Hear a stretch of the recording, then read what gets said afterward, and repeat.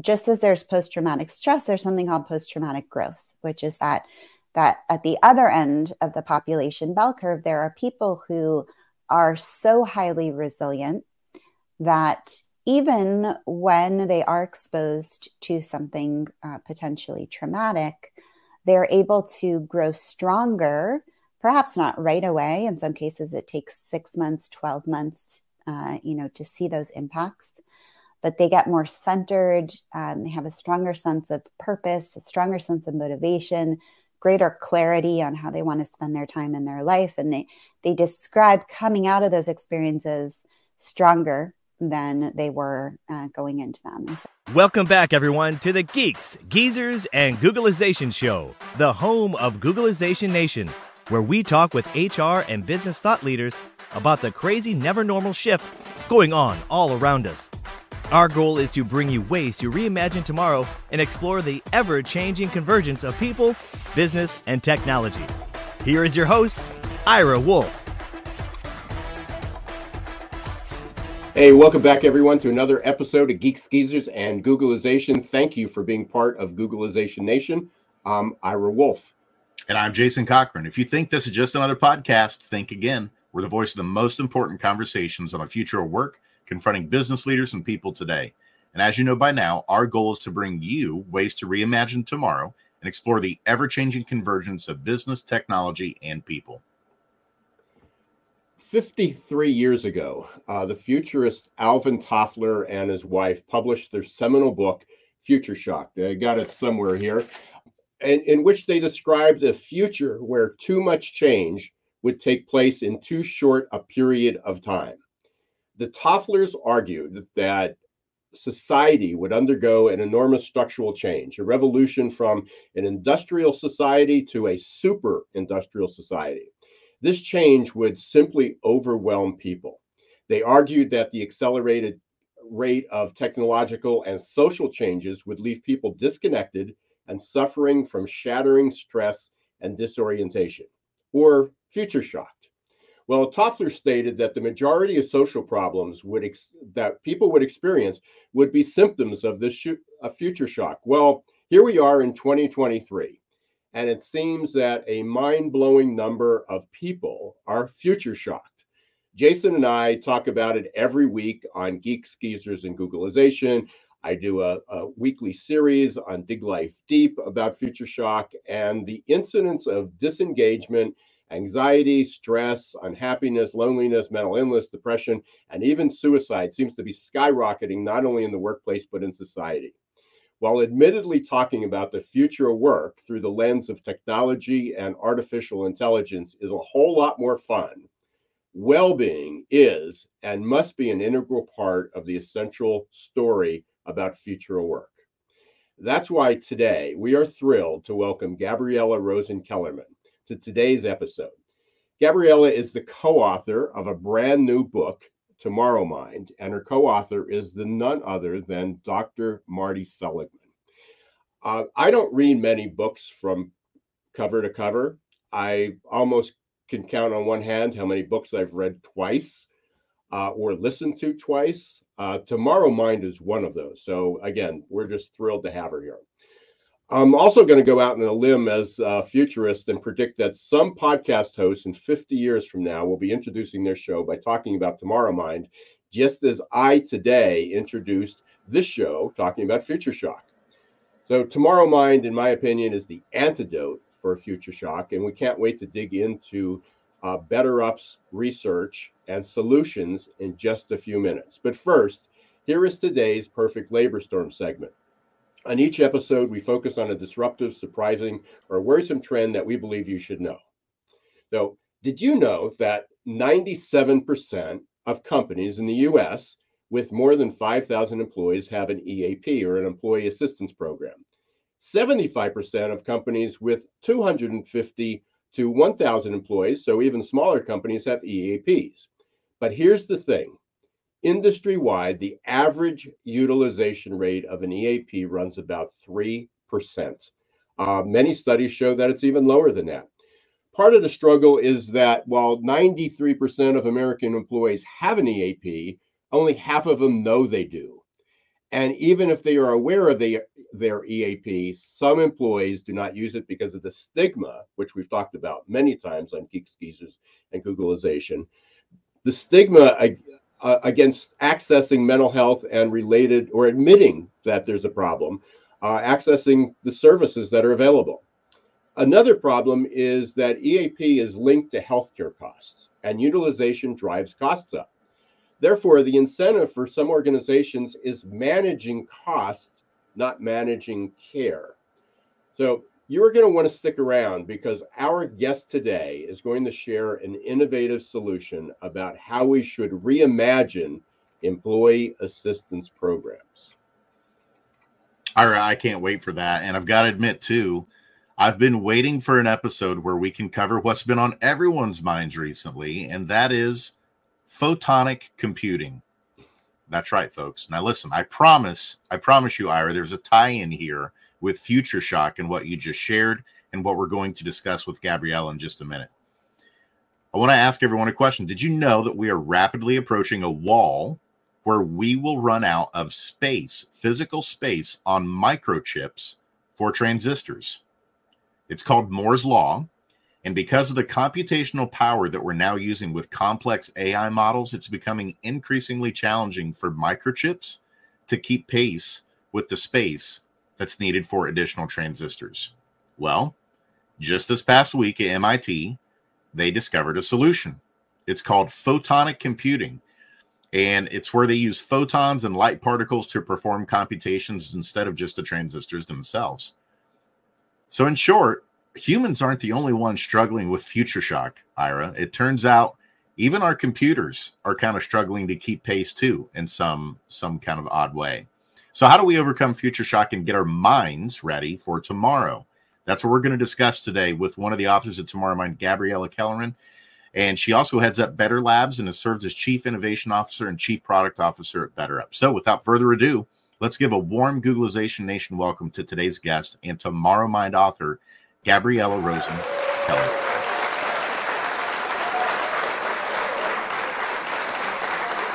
Great to be with you guys. Yeah, you too. And so much to get into today. You know, obviously there's so much future shock going on as Ira talked about. But before we get into some of that, why don't you tell us a little bit about you and the work that you've done and maybe some of the inspiration behind the book TomorrowMind? Yeah, sure. So I'm an MD by training, and I moved into technology about 15 years ago out of a desire to speed along innovation in the world of building well-being, building thriving, tools that allow us to achieve our potential on the one hand and avoid negative well-being outcomes on the other. About 7 years ago, I started to turn my attention to the specific challenges of the workplace in this very, very unique world of work that you all devote your time to helping people with. Really understanding the very, very different forces that are at play today and from previous labor transformations. And how does that affect our mental well-being? In what ways are we prepared? In what ways are we not prepared? And at BetterUp, we've devoted about $20 million to researching the major challenges to our well-being at work. Our book, TomorrowMind, is a publication of many of the pieces of work that are harder to get at in individual journal articles and a broader perspective on what those challenges are, why they're so hard, and what are the core skills that we need to overcome them. So, Gabriela, there's so many stories here, and every chapter, I said this before we went on the air, every chapter can literally be another episode, and we'd love to have you back. So, many times as you want to come back, you're free to do that.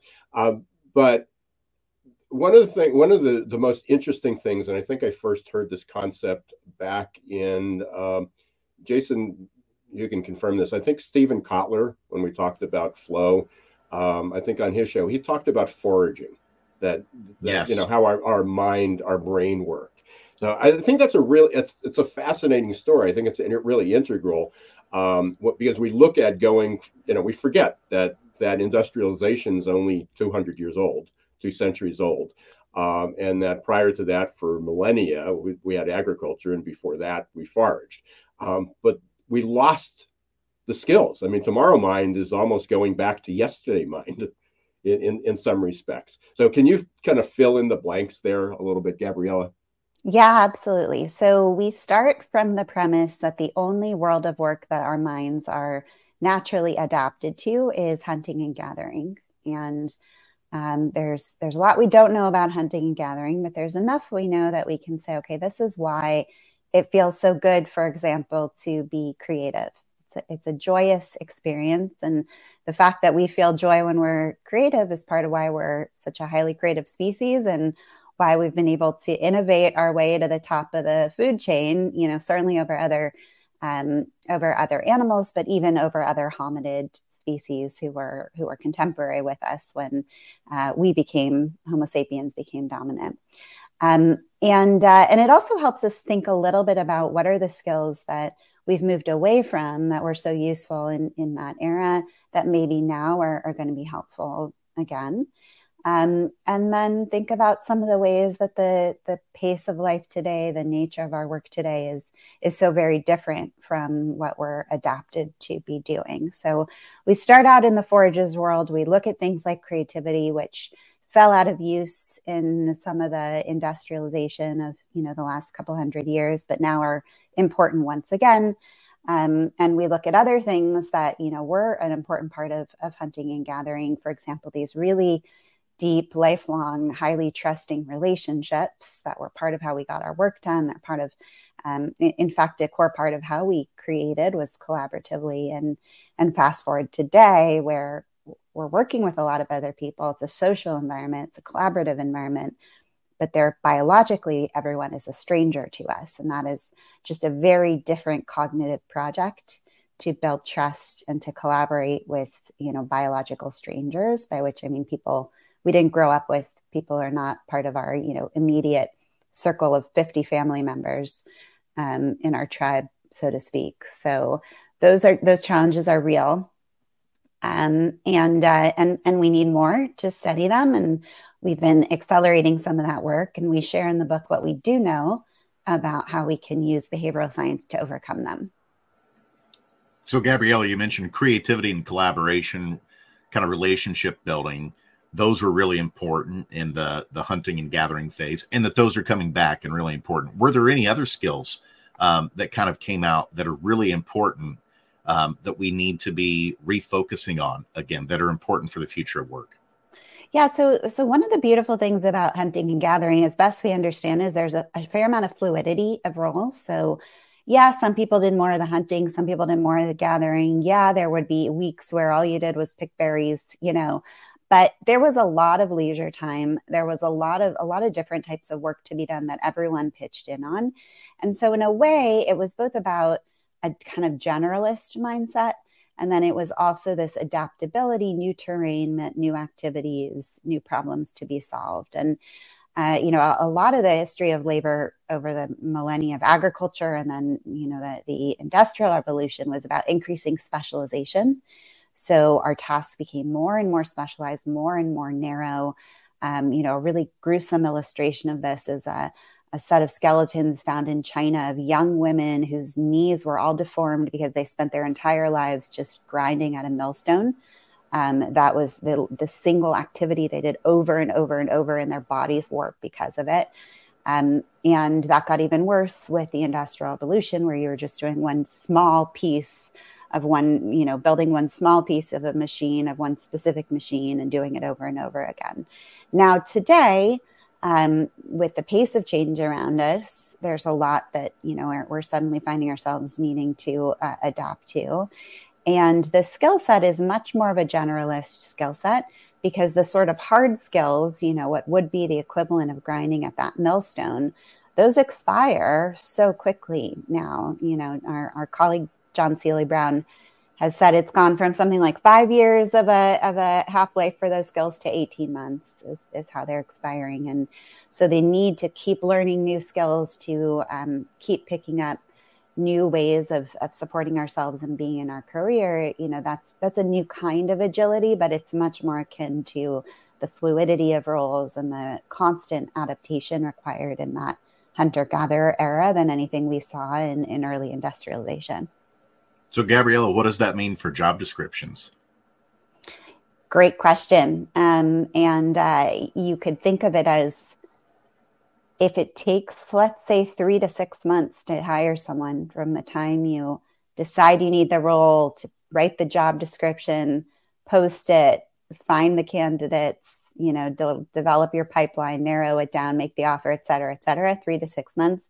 By the time they start, the job description 6 months outdated, right? And so how do we think ahead to the potential jobs to be done in 6 months, 12 months, 18 months time? And how do we think about these more core ways of being that will enable us and the people we hire to flex in response to those new challenges? Those skills around resilience, agility, psychological flexibility, speed of learning, those are some of the core pieces that every CHRO is looking for because of this exact problem. So, Gabriela, one of the ways that I met Jason, which was about 3.5 years ago, was like 2 months into the pandemic, put a call out. And I said, what happens when everybody comes back to work? Are people going to experience PTSD? And I think a lot of your work seems to be based on Dr. Seligman's research from the past with the Army, but not looking at what caused PTSD, but why did some people survive? Mm-hmm. Why do some people experiencing the same trauma actually come out as heroes and thrive? I mean, that's what we're talking about here. I mean, we're not trying to go into a rabbit hole on like, here's all the causes, but you really have a number of solutions. But it was based on not everybody ends up with PTSD. So let's talk about that, and then how that evolved into what you got here, Prism. So, yeah, I have a cheat sheet right here. So. Thanks, Ira. So about 20 years ago, the Department of Defense, specifically a couple of Army generals, summoned Marty Seligman, my co-author, to talk to them about PTSD. The problem being that so many soldiers had come back from Iraq and Afghanistan with post-traumatic stress disorder, and it was creating a massive financial burden on the company, on the country, and on the readiness, the lethality of the force was diminishing because of this compromise of the mental well-being of the soldiers. And so the question was, how can we get better at rehabilitating people with PTSD? How can we get better at treating PTSD?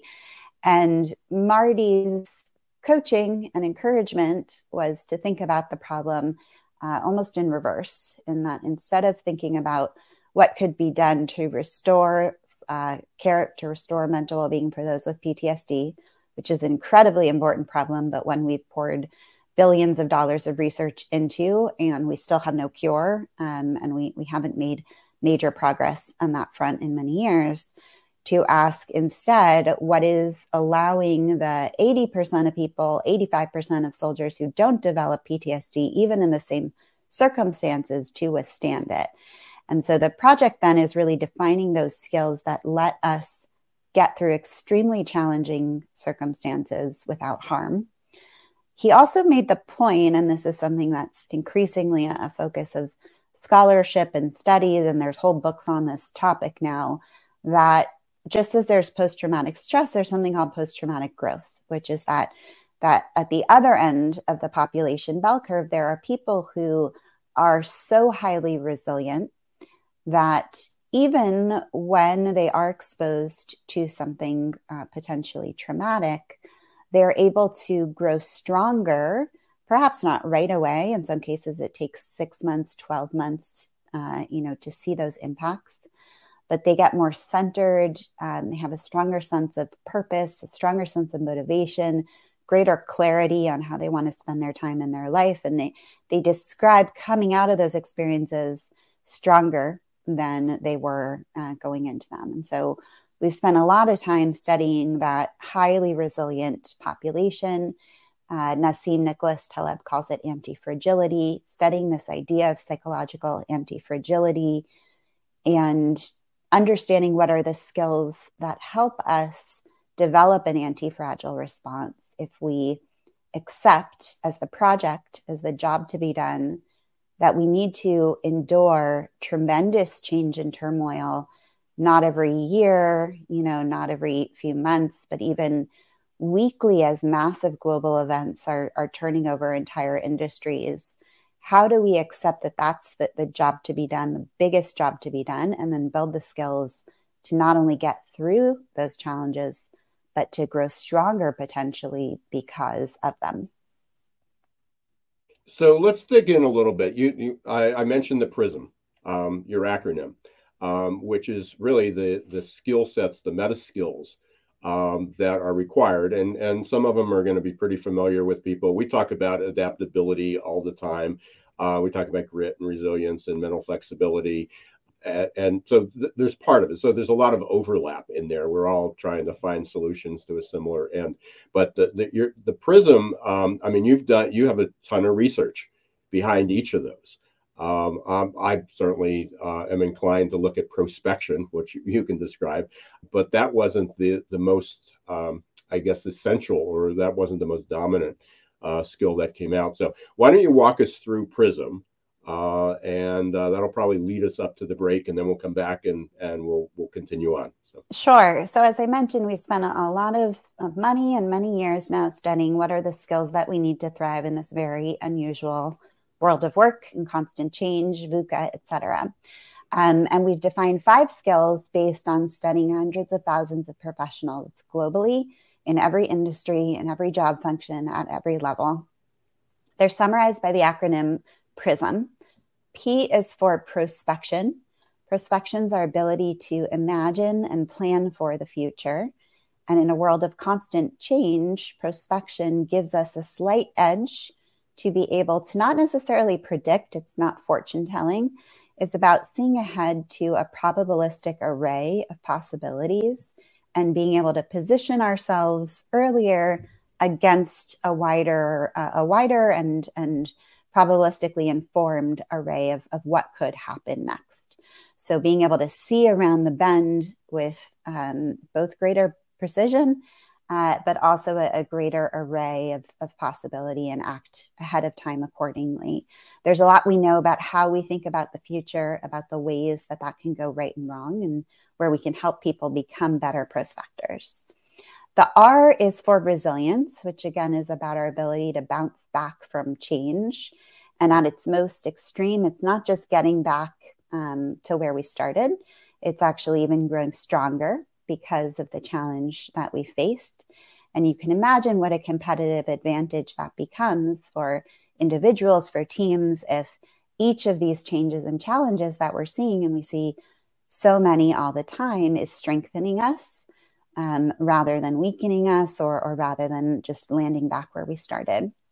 The I is innovation, which we touched on. So our uniquely human capability to creatively solve problems in the face of novel challenges. In industrialization, particularly in the factory heavy eras and geographies, creativity wasn't really a core work skill. You needed to be able to tolerate a lot of repetition, highly specialized work. Took a lot of creativity to invent the assembly line, but not a lot to operate it. And now today, that's really dramatically changed. And we need to address and almost overturn a culture in which creativity was treated as a specialized skill, and instead enable every employee to feel like a creative, to understand what it takes. There are lifestyles and activities that we can engage in that facilitate some of the mental inputs to creativity. There's leadership styles that are better for bringing out creativity. So a lot we can do there. S in PRISM is for social connection. In particular, we introduced the idea of rapid rapport. which is the ability to build trust quickly across difference. And as we said, the people we work with, biologically, we're all strangers. We're not part of the same family, so to speak. And yet we have to get to trust very quickly with our colleagues and with our customers in order to have access to that level of empathy and deep connection that it takes to do the job well. And then finally, M is for mattering, which is kind of a bare minimum amount of meaning and purpose we find in our job, a sense that it is even worth it for me to get out of bed and do the job. And in a time where we often have to walk away from large pieces of work because they're no longer relevant, the environment's changed, the competitive landscape got overturned overnight, it's no longer a product we're even going to deliver. It creates these massive crises of mattering. What was I spending all that time doing? Why did I even bother? And that diminishes our motivation. And the flip side is if we can get really good at connecting to that mattering, at narrating mattering as managers and leaders, then that's an advantage to keep us motivated. So Gabriela, were there, well, I know the answer to this, so it's a loaded question, but what was there a number one skill? I mean, for listeners out there, is there one place to start? Because as you know, in my role, as I just love, I would go to prospection, figuring out what the future is, anticipating your next move. But that wasn't where the research really pointed. Yeah. So the acronym PRISM only works in that order. There's no other word you can make out of those letters. But in the book, we order the skills in the order that we see them kind of layering psychologically and functionally. So we start with resilience, which is really the foundational skill. And if you don't have that resilience, it's very hard to work on any of the other pieces. Then we go to mattering. So if we don't have a motivation, resilience is kind of the how and mattering is the why. If you don't have the motivation to keep trying, right, none of these other things matter. And the others kind of layer on from there. So social connection is really important for our well-being. Prospection and innovation, we treat those as almost superpowers, that when you have this foundation of mattering, of resilience, of social connection, what you can unlock in terms of these higher order cognitive capabilities is tremendous and inspiring and exciting. And we don't know of any ceiling on the potential for our ability to build those, which is part of what gets me so excited to see what we can accomplish as a species as we learn to better adapt to the harder parts of this environment. Yeah, so we're right up against our break here, but again we're going to come back and we're going to dig into that a little bit more. But especially it's not only these skills that you've been able to identify, these meta skills, but it's also how do we transform how companies deal with this, because there are people that are stressed and anxious and may be experiencing PTSD. So you need to take care of them. But I love the fact is that when you talk about growth, that really, rather than focusing on, which our society tends to do, is healthcare is not healthcare. It's basically care when we're sick. How do we start moving more toward growing and thriving than waiting for people to fall into the hole and then rescuing them? So we're going to be back in just a minute. Thank you for being part of Geeks, Geezers, and Googlization today. Thank you, Gabriela Kellerman, for being part of the show. We're going to be right back. We're going to take a short break and hear from one of the sponsors, and stay tuned. Are your employees feeling stuck and just showing up for a paycheck? Is your workforce working harder to get back to normal than adapting to the future? It's time to help them break their addiction to certainty and develop a growth mindset. Developed by one of the world's top-rated future of work thought leaders, AQ Plus Mindset is a powerful tool to help your employees embrace change, adapt faster, and grow on the job. Conveniently delivered to any smartphone or laptop and easy to digest 5 to 10 minute lessons. Managers can sit back and watch employee attitude shift towards growth and innovation in just 30 days. Are you ready to help your employees thrive in this ever-changing, never normal world? Encourage them to show more grit, resilience, adaptability, and unlock their potential? The journey to a growth-filled future starts with a growth mindset. Visit aqplusmindset.com or call 484-373-4300. Hey, welcome back, everyone, to Geeks, Geezers, and Googlization. We're here today with Gabriela Rosen Kellerman, author of TomorrowMind, and also Gabriela heads up BetterUp Labs. And very exciting. So we've been talking about growth. We've been talking about Prism. We've been talking about the future of work, how to thrive, how to grow. And, you know, one of the things, and you wrote an article about this, I believe it was published in, might have been Harvard Business Review. But then it was also, I think, the final chapter in the book. You talked about how organizations are getting it wrong. So when we talk about meta skills, it says, okay, that's learning and development. That's growth and development. Let's talk to HR.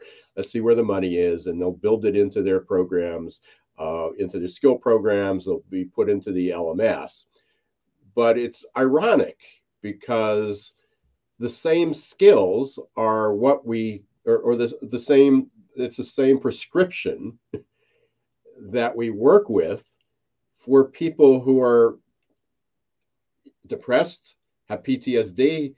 And it's like, well, why aren't they working together? But it comes out of different budgets, different silos, different mindsets, different metrics. Please address that. Thank you so much for the question. I love to talk about this part of the book.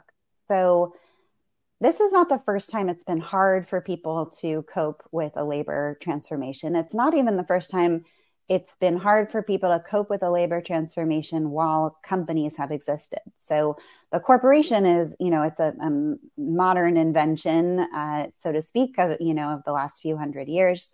And in the industrial era, corporations began to think about how to help their employees adapt and cope with this different world of work that was hard for us in different ways, because again, it wasn't hunting and gathering, which is what we're naturally adapted for. And so coming out of that era, there were two different sort of approaches to how do we help humans be effective in this industrial world as a corporation. The corporation invested in two very different things that reflected the science of the time, the way they thought about humans as employees. So one side of it was the training side. So Taylorism, the idea of scientific management, that we're going to make people really productive by treating them like machines and using principles of efficiency from machines to make people, help people be as productive as possible in this environment. And that became the training department. The learning and development department was this idea of like,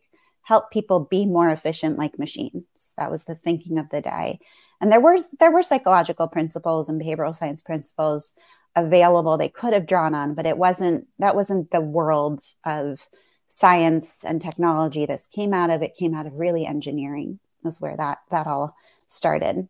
And then on the other side of the corporation, you had this social welfare tradition, which saw that at the other end of the spectrum, employees were struggling in some cases quite a bit. And one of the big symptoms of that struggle, particularly for employees who kept showing up to work, was alcoholism. And so that was the beginning of some of the sobriety programs that corporations sponsored. They realized, okay, people are having trouble adapting, they're self-medicating. How can we help them adapt better and overcome this specific scourge? And the EAP evolved out of a series of programs that was there to help employees with alcoholism. It was the same era as AA came to be. And there were some core principles that were really useful and helpful, but it was on the one side about kind of upskilling and treating people like machines. And then on the other side, it was fixing broken people, specifically people who are struggling with alcoholism, was the model and the mindset in that era. Again, now, 150 years ago, roughly. And the EAP came to stand for support and services for people who are really struggling, and potentially in point of self-endangerment and crisis. And we have yet to overcome that legacy of splitting the two, even though the challenges we face today are so different from what they were 150 years ago. And even though the science we have today, right, is so robust to tell us that even through the lens of something like substance abuse, there are predictors, there are risk factors, which have to do with these core coping skills that we all need, right? It's not about fixing someone. It's about enabling all of us with skills to be able to cope with a legitimately very, very difficult world of work. And those skills are the same ones that will keep us from developing these negative outcomes and also enable us to be extremely productive, tremendously successful leaders.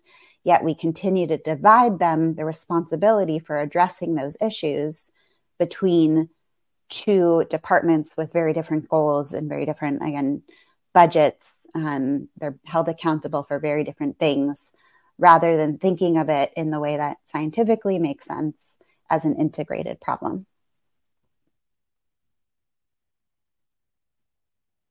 Sorry about that. Lost my button. So, Gabriela, what's the solution? I mean, we can talk about an organizational change and a shift. I know BetterUp is certainly at the forefront of trying to get this to happen. So, what's the conversation look like when you approach CEO, senior management, CHRO about doing something different? Yeah. So I think there's a good number of CEOs and CHROs who get conceptually that this makes sense, and who can at least theoretically follow it to its logical conclusion, which is that you need to address this holistically through the lens of, let's call it workforce readiness. You could call it employee resilience. There's terms that encompass sort of the whole span of what you're trying to accomplish. And that embedding these core skills of adaptability, of resilience, of mattering, that is an essential project for the overall success of the corporation. So if you were starting from scratch, how would you do it, right? You would have one team, one organization that's responsible for that. They would have leading metrics, which would be things like developing resilience as measured by different psychometric scales. And then you have lagging metrics that go all the way out to corporate performance. We have so much science to show how these things actually predict out to even stock price now. Some awesome work by Jan Emanuel Deneuve out of the Wellbeing Research Center in Oxford, showing you can predict stock price by levels of employee resilience and well-being. And so that's the level at which it really should be managed properly, from a fiscal responsibility standpoint. Even it would be these dashboards with leading indicators and lagging indicators. And yeah, you should see as a result of that lower healthcare spend on mental health treatments and inpatient and all of those pieces. And that can be tracked as well. But you also should see greater competitive advantage for the workforce overall, greater learning agility, faster speed to adopt new technologies, higher degrees of innovation coming out of all of it. And those are neither leading nor lagging. They're sort of somewhere in between, medium-term outcomes that you can be tracking as well. Gabriela, how much of this should be taught in schools? I love that question. I wish everything developmentally appropriate could be taught in schools. Again, from a previous eras of social woes, we have something called physical education in schools to keep our kids physically active, right? Why don't we have a social and emotional education, at least the period that you're in twice a week, the same way as you are for physical education? I think that there are a lot of schools that try to embed the sort of social and emotional pieces into the fabric of the classroom, and that's great, and I think is important. But if we're actually looking to teach these skills, it does need some devoted time and some personalized approach. So, I think that it's also not totally fair to expect a teacher of a classroom of 26 kids to be able to instill these resilience skills is just part of how they teach math. That like this is hard to do. It's hard to learn. It takes a lot of patience. So we do need more, I think, funding and specialized support for it. So it's not just one more thing that classroom teachers are expected to do. So what does it look like? You work with BetterUp, works with many companies. So what does it look like within companies? What are some of the programs that they're offering? So we work with the entirety of an organization. Some companies we're more focused on leaders, but ideally we're actually giving some form of coaching to every employee in the organization. And if you're an individual contributor versus a manager versus a senior leader, that's going to look different. Your problems, your challenges are going to look different. And so, we teach different things, we coach on different things, but everyone has the opportunity to work with expert coaches to develop these core workplace skills. If you come in and your tank of gas is on empty, you're on the verge of burnout and you're super stressed, right? That's where the coach is going to work with you, is exactly there. Let's refill the tank and then we can work on all this other stuff. If you come in and you're doing pretty well in terms of your level of well-being and resilience, well, then we can start to work on things like prospection, creativity, advanced leadership skills, etc. The one-on-one human relationship is still the most effective way that we have to build these skills in a sustainable way, in a way that's going to result in lasting behavioral change.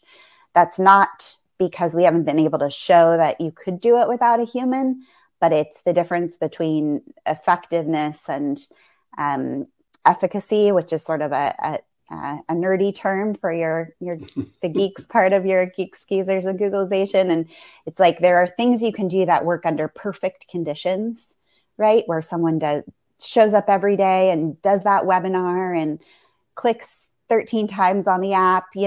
People just don't do that. They do show up to work with a coach. They do show up to share what they're struggling with and to hear that person's expert insights into how they're evolving and what they should be thinking about, and to build growing self-awareness of where they're at. Now, as we're working with all those folks, we're measuring a lot of things. And in aggregate, we're then able to surface, even from day one, as we start working with people, okay, for this organization, where are your hotspots? Where are the areas that are really struggling in the organization? What are the problems that you knew about that we can see showing up in specific ways in the data? And what are problems you didn't know about that we can help you get ahead of now because we're seeing it in the data? And then how can we show this progress, again, at the individual level, at the team outcomes level? There are different productivity outcomes we can look at, things like quota attainment for sales reps, which improves dramatically when you go through the coaching like that, or quality scores for our healthcare systems, industry specific outcomes that you can drive, and you can watch the stages of change as you build up the robustness of the workforce and the resilience of the workforce, and then see it kind of carry out in the value chain. We've talked a lot about the connectivity. You've talked, one part of the prism is social connection. But we're in this world where there's huge debate. In fact, I just heard last night Mark Benioff from Salesforce talking about remote hybrid work, return to the office. There's this whole debate going on. So when you're talking about coaching, and I know this is probably going through the minds of people that are listening, is like, well, we're remote. So how do we build that connectivity? Or vice versa, people are saying, see, here's another reason that we need to bring people back, because we have to do face-to-face coaching. I can't imagine that all the coaching that you're talking about has to be face-to-face. Yeah, actually, almost none of what we do is face-to-face. It's done virtually, and some people effective. Extremely effective. Yeah, and the pool of coaches you're choosing from is much, much larger. It's much more targeted to your needs, your specific environment, the background that's going to be most helpful to you. We can do it in any language. We can do it in any time zone. We have specialty verticals, so you can access parenting coaching and sleep coaching, that full array. You just can't do that in person today. So what we're able to pull together. The other thing that's cool is we do some group coaching both across companies and within companies. But within COVID, this became really popular when people weren't seeing each other. And you could have employees on different continents who didn't even know each other before, who now can work together with a coach on, for example, building resilience, or working on topics like inclusion and belonging. There's peer learning that happens. There's relationship building, trust building that happens, even as the group is together learning these skills. Gabriela, we're going to start moving toward the later segments of our show now and kind of take a little bit of a different turn here. This segment we call hopes and fears. And so quite simply, the question on this segment is, what are your hopes for the future and what are your fears for the future? So I guess I'll start with my fears, and then I'll flip it over to the hope side. So I think that, the things you guys have been talking about for a long time, the things I've been thinking about for a long time, have come to a broader consciousness through the recent developments in AI. And I hear and see, so many people for the first time really, really understanding the level of displacement that is inevitable with some of these new AI tools. And my fears are that we as a society are not able to adapt quickly enough to the social implications of that displacement. And we see a lot of human suffering that, I do think can be avoided if we're thinking prospectively and using the available information about what is almost inevitable at this point in terms of the struggles that we'll see, and all of the different possible solutions that are out there that, lots of people in our field, myself included, are trying to contribute to helping to advance those solutions.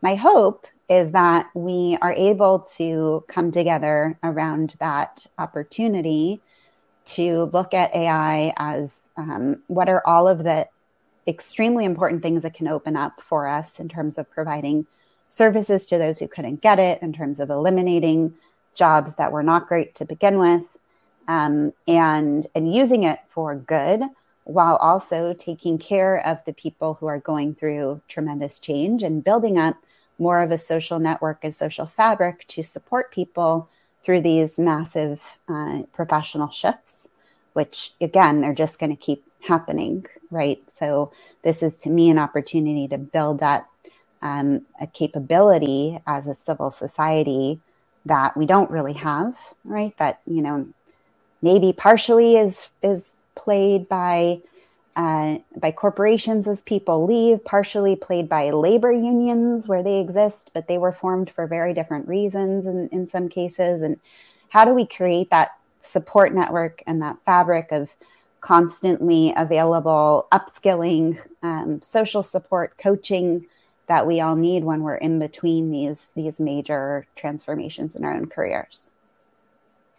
And we've covered a lot today together, Gabriela, and with our audience. But what's something we should have asked you that we didn't? Great question. I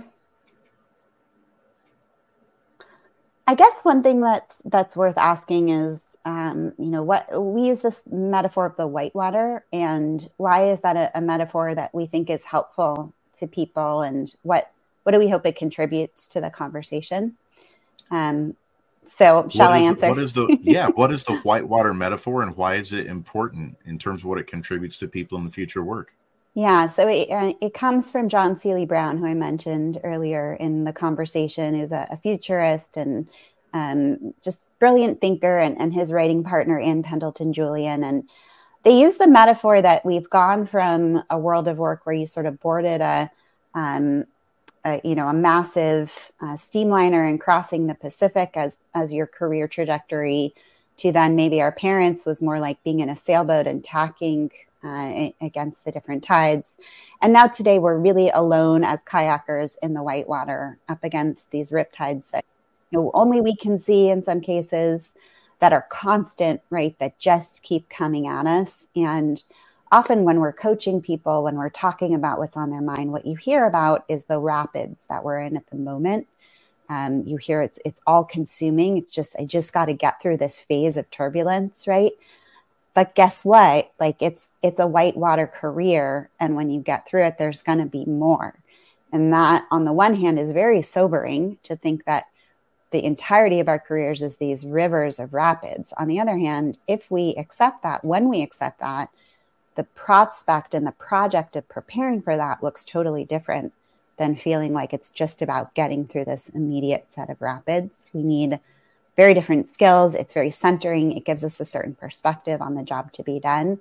And so to us, it's embracing that metaphor is almost step one in the hero's journey of learning to live on the whitewater. Perfect. And we're to our final segment. I can't believe sorry, go ahead, Ira. I was just going to say we're going to lead into the lightning round. So go ahead, Jason. I think Jason's got a delay. So, okay. So a couple of things here. We're going to learn a little bit more about Gabriela. Appreciate there's so much more we can go into, and as I said earlier, love to have you back and dig into each of these in each of these chapters a little bit more. But what is a favorite song or favorite band that you have? I love this question because I just saw them in concert earlier this week after many years of not seeing them. So my favorite band is the Counting Crows. The Counting Crows are from Berkeley, California, where I'm from. And we were in some ways contemporaries.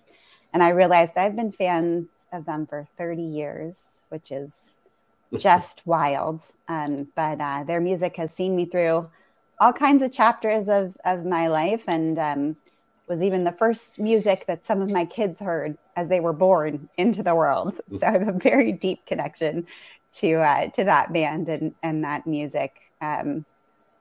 Yeah. Well, they're a first for us. No one's mentioned that before out of 300 and some guests. But they actually did just play locally. We're in Lehigh Valley, and they played at the Music Fest this summer. So didn't get to see them, but very good. Let's see. What would 30 years graduate. If you go back to a reunion, what would some of your classmates be most surprised about you now? Interesting question. Well, I have 5 kids, so I think that tends to be surprising. It's more than most people do. I think that might be surprising. You're shifting the fertility rate. I know, me and Elon Musk. So, excellent. What is, I guess, in your research and things, what's a book that you've read beyond TomorrowMind? But what's a book that you've read that's really impacted you? Gosh, there's so many. So I think, something I always go back to conceptually when thinking about interpersonal dynamics is Martin Buber's I and Thou. So, some pretty fundamental philosophical thoughts about how we treat other people, the ways we can objectify versus subjectify others, that rings true phenomenologically. It rings true in terms of how I have always experienced, the ways I sometimes treat people versus I want to treat people, and has influenced a lot of the thinking on how we can get to deeper layers of relationships by shifting into different mindsets. Another one I'll mention is Behave by Robert Sapolsky, which is just a treasure trove of information and breadcrumbs on modern neuroscience and neuroendocrinology, and recommend it for anyone looking for a short undergraduate level course in the topic. Just read that book. Well, I'll definitely have to look that up. I actually, over the summer, I took a course at Wharton, an executive program on the impact of neuroscience on business results. So cool. very much top of mind. Work with Michael Platt, who will be a guest in the upcoming future. Paul Zach. I don't know if you know Paul. Yeah. I met him indirectly through that, and he's actually a couple of weeks from now. He's going to be on the Oh, show, great. so we'll be going down this rabbit hole of neuroscience. But it's been wonderful to formally meet. Really appreciate you carving out the time. Though you got a million things going on, especially with 5 kids and heading up BetterUp Labs. What's the best way for people to reach out to you if they want to connect with you? Great. So if you're reaching out to me personally, I have a website, Gabriela@rosenkellerman.com. And if you're curious about BetterUp, it's just betterup.com. There's a ton of information on there that you can check out. Yeah, and great research that comes out of there. Please you can connect with them. Follow them on LinkedIn. If you're on LinkedIn, they're just a treasure trove of that. And as I said a few times during the show, Gabriela, I really appreciate you being here. Whatever you're working on, if there's something you want to get out, please reach out to us.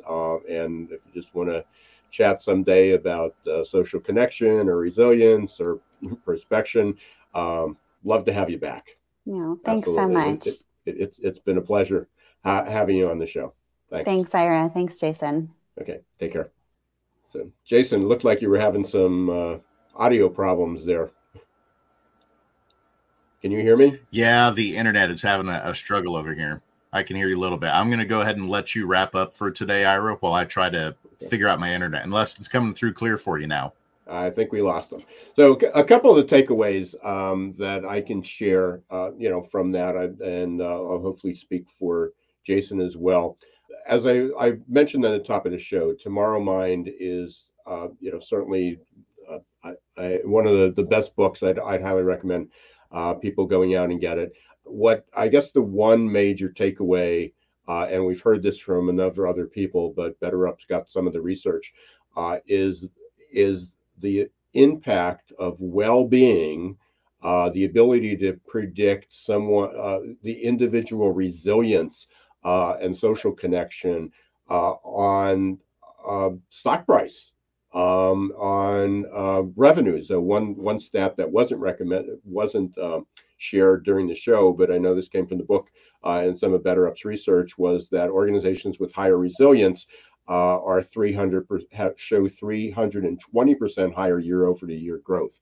So there's just an incredible number of reasons to be able to impact this. And of course, the other critical area the critical takeaway that I guess that we were able to share with everyone was the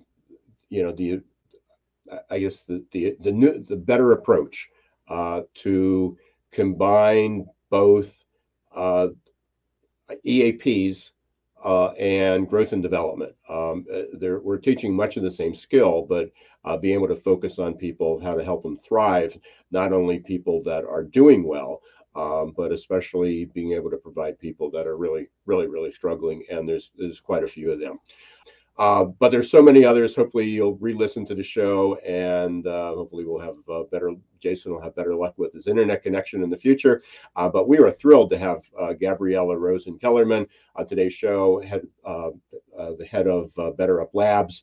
And please reach out to her. Please try to connect with her on LinkedIn. Follow BetterUp, and also follow Gabriela and purchase her book in one way, fashion, or another. Thank you for watching Geeks Geezers Googleization. Thank you for being part of Googleization Nation. I'm Ira Wolf. Until next week, don't let the shift hit your plans. Thanks for watching Geeks, Geezers, and Googleization. Be sure to listen to the podcast and follow us on YouTube. This show was produced and edited by Hilton Productions.